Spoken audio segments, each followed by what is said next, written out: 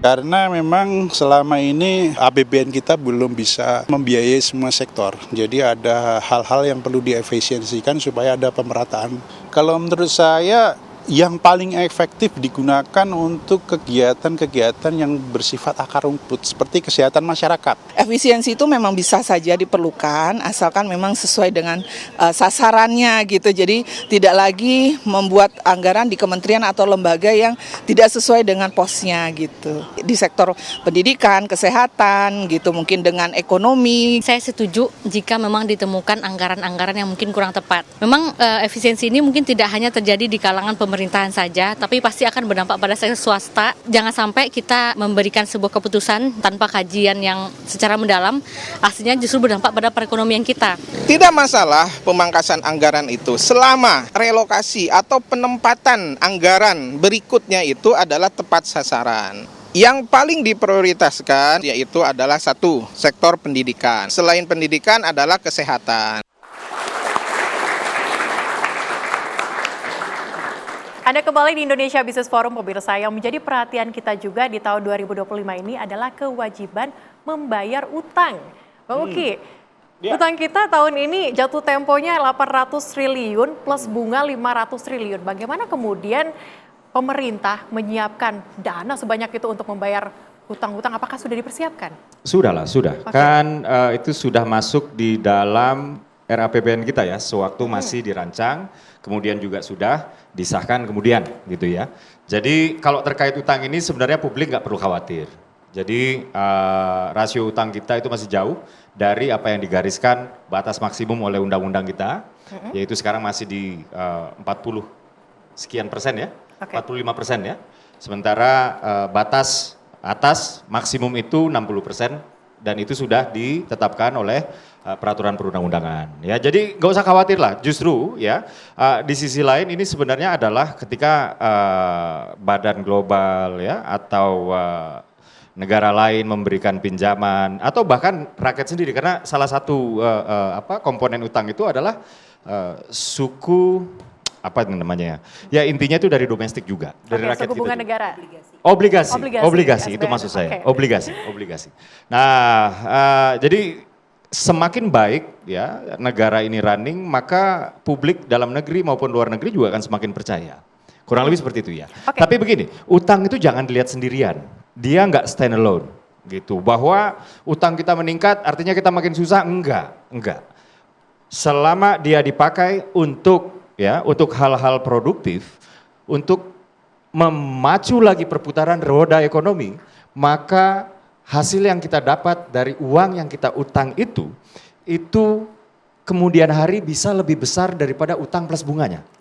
Gitu. Jadi dia nggak boleh lihat sendiri ya. Kita juga harus ngelihat misalnya GDP gitu ya Indonesia dan nilai aset itu 2014 dari yang tadinya 1.700 triliun ya sekarang di 2024 itu nilai aset kita udah 13.000 triliun ya. GDP juga dari yang tadinya 10.500 triliun di tahun 2014 ya, sekarang di tahun 2024 di angka 20.000 something triliun. Artinya apa? Artinya ketika kita melihat utang jangan seperti kita melihat kita karena nggak punya uang maka kita belanja makan di warung gitu, nggak gitu. Ini utang ini dipakai untuk pos-pos yang produktif.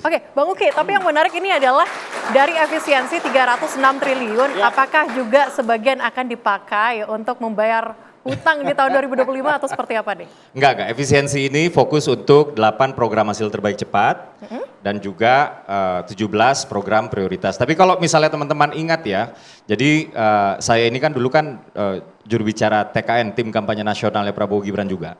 Jadi di program prioritas nomor 3 sebenarnya Prabowo Gibran itu sudah menjanjikan ya efisiensi birokrasi gitu. Jadi balik lagi ya, nggak mau ngambil jalan gampang dengan naikin PPN 1% ke barang-barang konsumsi, memilih untuk menunaikan janji politik program prioritas nomor 3 yaitu efisiensi birokrasi. Nah inilah yang sedang kita lakukan ya, tadi juga disinggung, bener loh, tadi saya lihat komentar masyarakat, buat kesehatan, alhamdulillah kita baru aja mulai cek kesehatan gratis ya.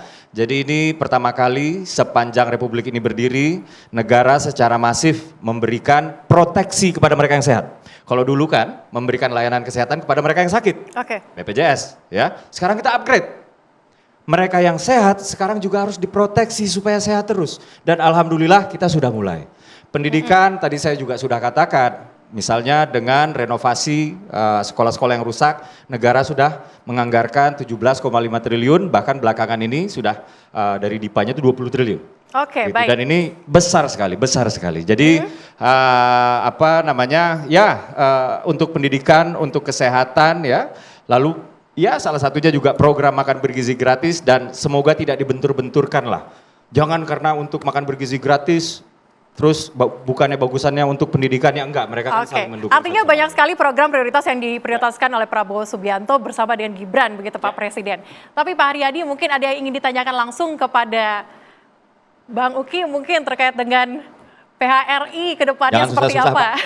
Ya. Karena kalau kita lihat Mungkin- ini memang dampaknya Ya, langsung ke PHRI. Memang menyangkut masalah tadi ya kan pemerintah melakukan efisiensi ya. Tentu kami juga harus melakukan efisiensi kalau memang ternyata ini cukup signifikan penurunan market share di kami, ya otomatis efisiensi itu kan harus menjaga kelangsungan agar operasional perusahaan berjalan. Nah, itu salah satunya adalah memang kami mengurangi kapasitas. Dan kalau mengurangi kapasitas berarti kita juga harus melay off sebagian dari karyawan kita. Nah, ini juga mesti dipikirkan juga, artinya tidak hanya PHRI aja ya, mungkin yang lain juga akan mengalami hal sama karena pastinya dengan menurunnya spending dari pemerintah, pasti para pihak di swasta itu juga akan menyesuaikan. Oke, tapi sudah ada prediksi tidak dari PHRI terkait dengan penurunan, ada berapa persen nilainya dan besar sebagainya? loh, Mas Dede. Jadi kita menghitung ya government spending government market share di sektor akomodasi itu 40%. PHK bagaimana? Itu nilainya kira-kira 24,8 triliun. Apakah juga akan ada PHK nantinya? Ya kalau menurun kan gimana? Kalau nggak ada tamunya kan, kalau tamunya menurun drastis kan harus dilakukan penyesuaian. Nah ini bukannya nakut-nakutin nggak lo ya? Tapi kan memang suatu hal yang lumrah aja kalau begitu harus ditekan kapasitasnya karena memang tidak ada volumenya kan ya memang terpaksa harus dilakukan. Nah itu yang perlu kami sampaikan dan mudah-mudahan sih kita juga melihat tadi ya kan faktor yang paling utama adalah tadi kan efisiensi. Kita juga mendukung efisiensi itu Mbak, dan salah satu yang kami sampaikan kepada Bapak Presiden dan kepada Ibu Menteri Keuangan, kami sudah kirim suratnya, itu melalui digitalisasi. Jadi kami ini sudah masuk di e-katalognya LKPP. Jadi semua belanja akomodasi itu harusnya nanti akan terdetek.